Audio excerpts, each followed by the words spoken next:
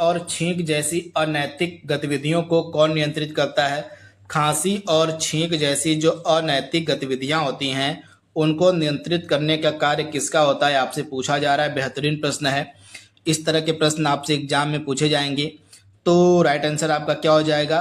खांसी और छींक जैसी अनैतिक जो आपकी गतिविधियां होती हैं इनको नियंत्रित करने का कार्य होता है मेड्यूला का। तो राइट आंसर क्या हो जाएगा? मेड्यूला। ऑप्शन जो आपका यहाँ पे क्या सही हो जाएगा? ऑप्शन आपका यहाँ पे सही हो जाएगा ए। मस्तिष्क का कौन सा भाग हृदय को नियंत्रित करता है, यानी कि हार्ट को नियंत्रित करता है? तो राइट आंसर क्या हो जाएगा? मेड्यूला ऑब्लिगेंटा। यह हमारे शरीर, हमारे मस्तिष्क का सबसे पीछे का त्रिभुजाकार भाग होता है। ये चीज आप याद रखिएगा। इसके अलावा यह जो मेडुला ऑब्लिगेंटा होता है यह जो है भोजन को निगलने और उल्टी जैसी जो क्रियाएं होती हैं उनका केंद्र भी होता है। इसके अलावा यह हमारे शरीर की जो अनैच्छिक क्रियाएं होती हैं उनको उनका भी केंद्र होता है। इसके अलावा जो है हमारे हृदय स्पंदन की दर, श्वसन की दर, उसको भी नियंत्रित करने का कार्य करता है मेडुला ऑब्लिगेंटा। तो दोनों ही प्रश्न का राइट आंसर क्या हो जाएगा? मेडुला ऑब्लिगेंटा। तो ये चीज आपको याद रखना है। अगला प्रश्न है, कौन सा हाइड्रोजन का आइसोटाइप यानी कि समस्थानिक है? तो हाइड्रोजन के 3 समस्थानिक होते हैं। कौन कौन से?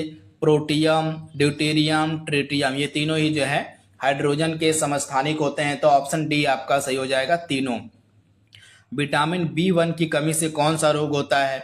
इंपॉर्टेंट प्रश्न है। तो राइट आंसर क्या हो जाएगा? विटामिन B1 की कमी से जो है बेरी बेरी नामक रोग होता है। और विटामिन B1 को क्या कहते हैं हम? थायमीन।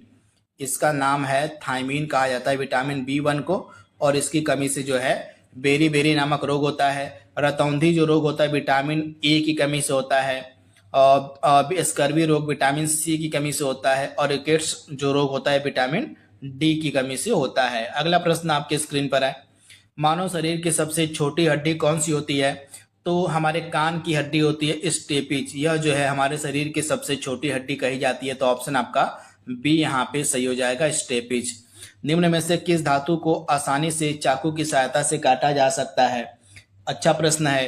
तो इसमें से जो सोडियम है इसको जो है चाकू की सहायता से आसानी से काटा जा सकता है। तो ऑप्शन बी आपका बिल्कुल सही हो जाएगा, चाकू की सहायता से। अगला प्रश्न आपके स्क्रीन पर है, पावर ट्रांसफार्मर की कार्य प्रणाली का सिद्धांत किस नियम पर आधारित है?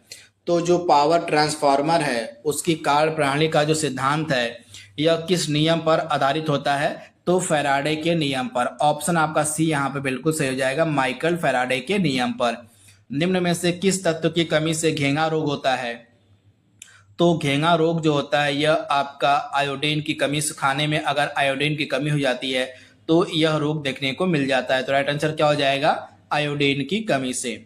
अगला प्रश्न है, किस वैज्ञानिक ने विकासवाद का सिद्धांत प्रतिपादित किया था?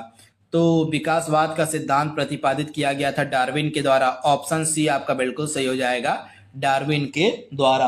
अगला प्रश्न आपकी स्क्रीन पर है, पृथ्वी के घूर्णन की गति कितनी है? तो 27.8 किलोमीटर प्रति मिनट की दर से जो है पृथ्वी जो है घूर्णन करती है। तो ऑप्शन आपका बी यहाँ पे बिल्कुल सही हो जाएगा।